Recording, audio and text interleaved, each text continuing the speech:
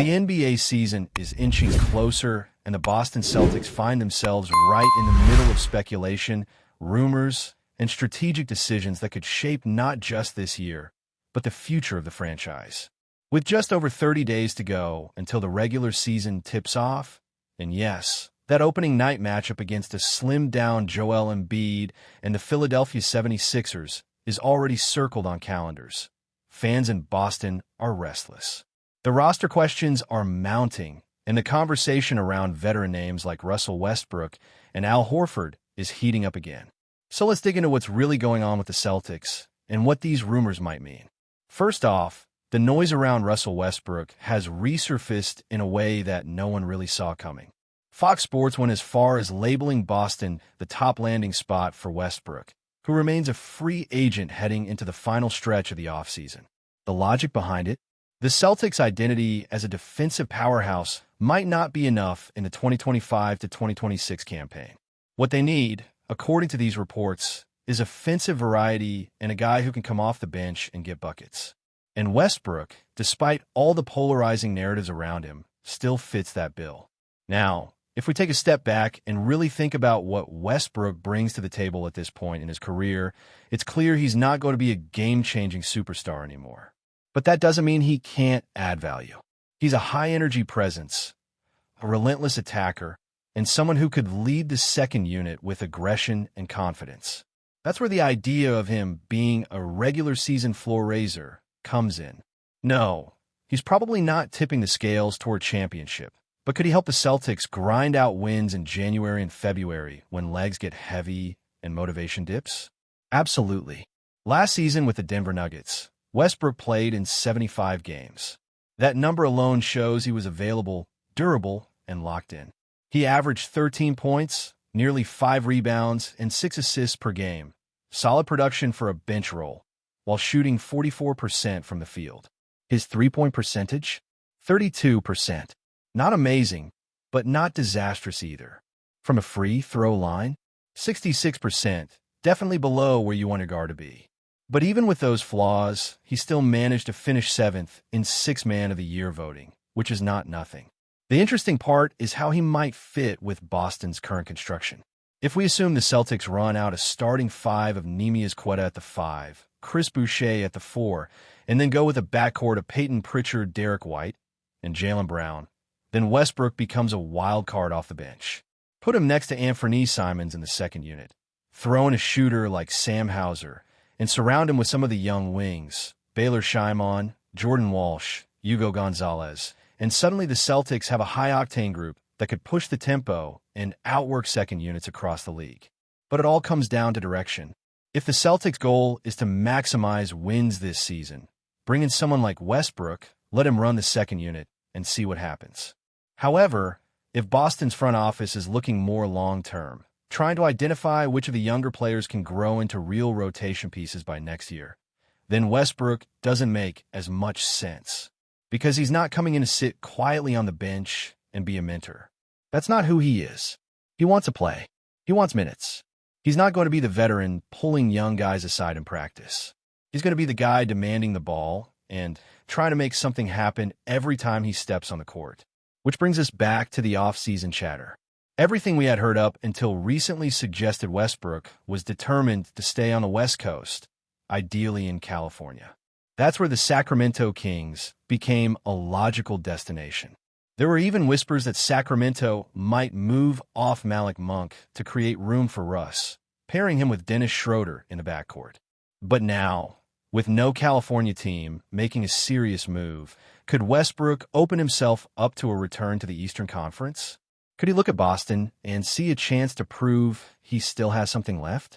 If the fit is there, and more importantly, if the price is right, Boston might just say, why not? After all, the team still has a roster spot open. And given how late we are into the offseason, Westbrook's asking price may be low enough to make the gamble worthwhile. He doesn't need to carry a team anymore. But if he's willing to play 20 minutes a night, be the engine of the bench mob, and maybe go off for a few vintage triple-double flashes during the grind of the season, that could be exactly what this version of the Celtics needs. Still, the real question isn't about Westbrook. It's about what this season is supposed to be for Boston. Is this a development year or a push year?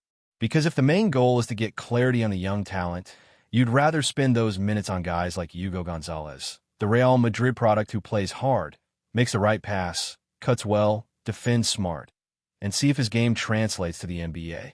Or Baylor Shimon, who flashed potential late last season and again during Summer League. Or Jordan Walsh, who's now in year 3. What's he got? What's in a bag? That's what fans want to see. That's what management needs to see. The same goes for guys like Luka Garza and Nemias Quetta. Are they just depth pieces? Or can they actually play meaningful minutes and contribute to winning basketball? This is what the Celtics need to evaluate. That's the journey. If they land as a middle-tier playoff team, great. If they miss the postseason and land in the lottery, that's fine too. The point is to figure out who's ready when Jason Tatum comes back. Who are you going to war with next season? Because make no mistake, this roster is built around Tatum's return. Everything else is a test run. Who fits next to him? Who could defend, space the floor, crash the boards, and stay healthy? And speaking of fitting, the Celtics could absolutely benefit from having Al Horford back in the fold. The veteran big is still floating in free agency, waiting for a decision. And look, Boston isn't going to bring back Horford just for nostalgia. But if he's healthy and willing to take on a reduced role, there's still a place for him on this team, especially with so much uncertainty in the frontcourt.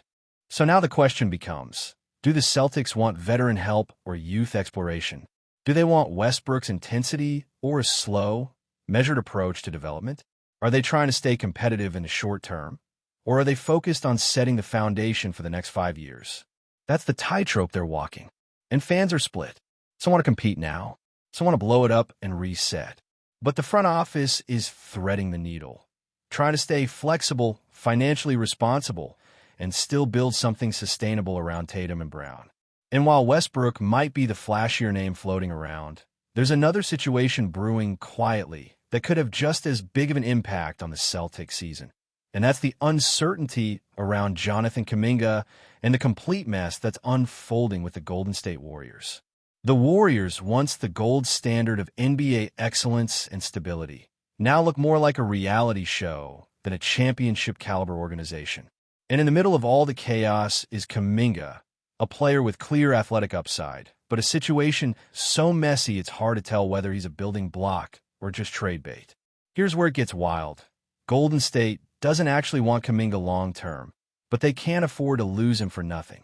So now, they're backed into a corner. They need to sign him to retain value and potentially move him in a deal. But Kuminga's camp knows this. They see the leverage, and they're using it. Suddenly, this has become less about basketball and more about negotiating power.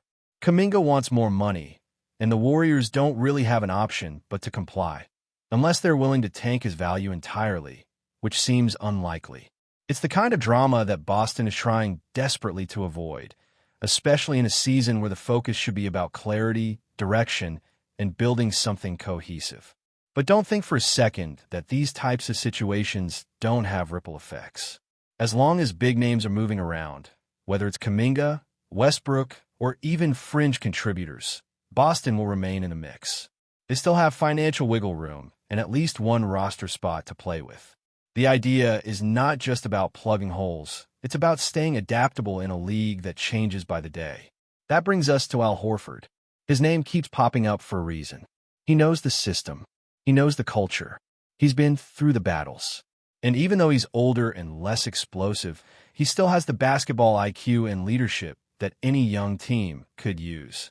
The fact that he hasn't re-signed, yet is more a reflection of Boston's wait-and-see approach than any kind of disinterest. But the longer this drags out, the more you have to wonder, are they waiting on another move first? Maybe a trade that opens up more room or clarifies the rotation. Maybe they're eyeing one more big swing before locking in the depth. Because make no mistake, Al would help. Even at 38, even if it's just 15 minutes a night, he still matters. Meanwhile, there are reports, unconfirmed but still interesting, that Jimmy Butler's camp has reached out to Golden State about the Kuminga situation. That adds another layer of intrigue, because if Jimmy starts sniffing around a team, things get spicy fast. We've seen this before. He's not shy about letting his voice be heard. and the moment he feels like a situation isn't working, he becomes vocal and disruptive. Ask Minnesota.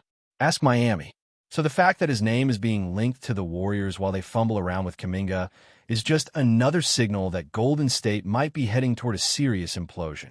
And that's good news for every team in the East, including the Celtics.